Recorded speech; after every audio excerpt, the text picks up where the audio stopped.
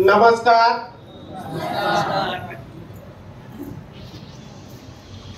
या सृजन वाचन साहित्य सांस्कृतिक मंच कोल्हापूरने आयोजित केलेल्या साहित्य पुरस्कारासाठी जमलेल्या सर्व माझ्या बंधू भगिनींनो आणि विद्यार्थी मित्रांनो,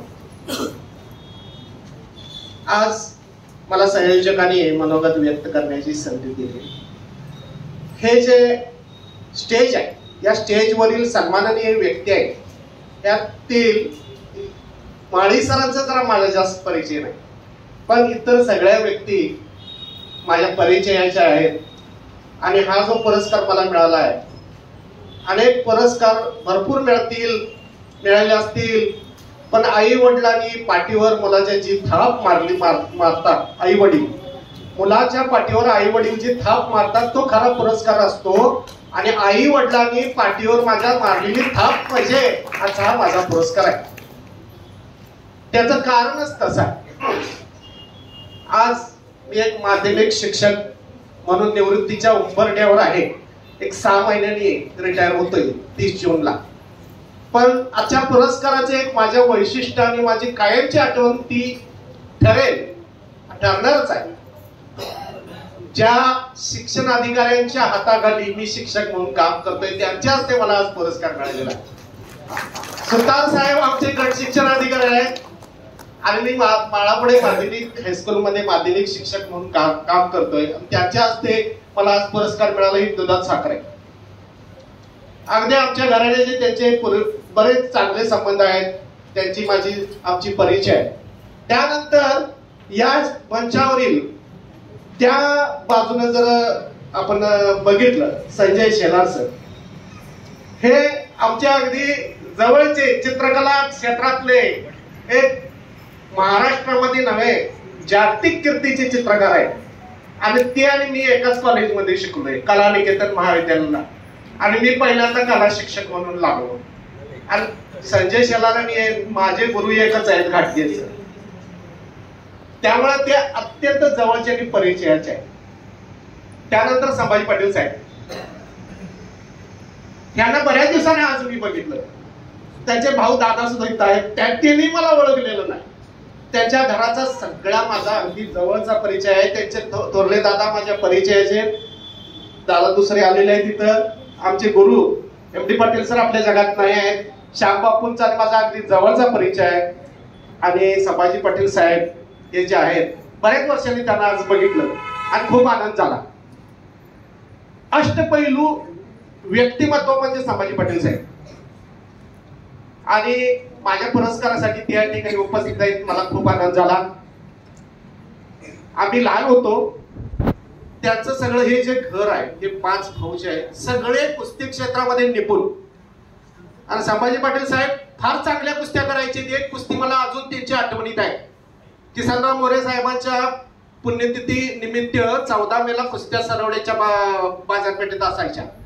त्यावेळी एका मोठ्या पैलवानाबरोबर त्यांनी कुस्ती धरली होती. आणि गावातल्या सगळ्या लोकांना वाटत होता काय किरकोळ माणूस मुलगा आहे, काय कुस्ती जिंकतोय. आणि विशेष म्हणजे माझं संभाजी पाटील साहेबांनी माहिती आहे ती गोष्ट, बांगडी डावावर बहुतेक त्या पैलवानाला पराभव केला, चितपट केला.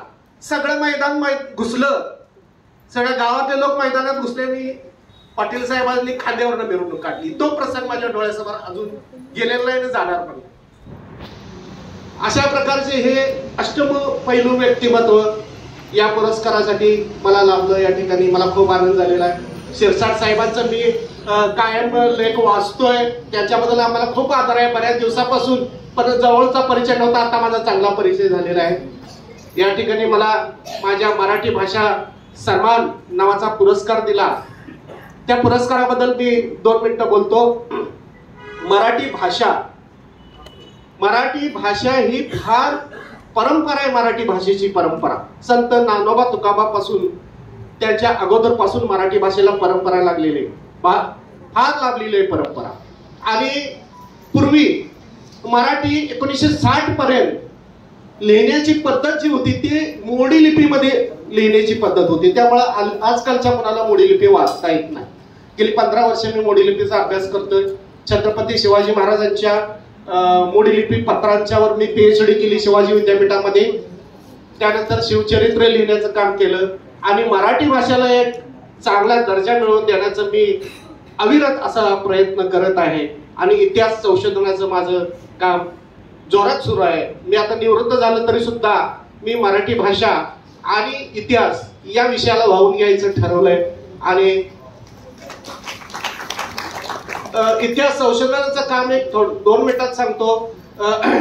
निसरीकर शिंदे सरकार, निसरीकर शिंदे घराणं हे कोल्हापूर जिल्ह्यामध्ये जास्त परिचय कोणाला नाही, परंतु त्यांचा इतिहास उलगडण्याचं काम मी आता सुरू केलेलं आहे. जवळजवळ 1 लाख मोडीलिपीची कागदपत्र आहेत, 21 गट्टे बांधलेले आहेत, 4च गट्टे सोडलेत आणि त्यांचं पहिला खंड मी प्रकाशित करतोय. निसरीकर शिंदे कोल्हापूरचे आपले करवीरचे ताराराणींच्या नंतर जिजाबाई सत्तेवर आल्या. जिजाबाई या शिंदे घराण्यातल्या होत्या.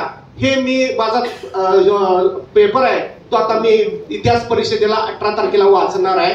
इतिहास परिषद आमची महाराष्ट्र राज्य इतिहास परिषद केडगाव तालुका दौंड या ठिकाणी आहे. आणि अशा प्रकारे महाराष्ट्रातील एक स्त्रियांना एक चांगला दर्जा आणि चांगलं नाव आणि ज्या पडद्याआड स्त्रिया गेलेल्या आहेत त्या प्रकाशित आणण्याचं काम सध्या मी सुरू केलेलं आहे. आणि तुमच्यासारख्या या लोकांनी दिलेल्या आशीर्वादामुळं आणि प्रेरणेमुळं मला असंच पाठबळ मिळू दे आणि मला प्रेरणा मिळू दे. कारण पुरस्कार या प्रेरणा देतात. आता माझी या पुरस्कारामुळे जबाबदारी वाढलेली आहे आणि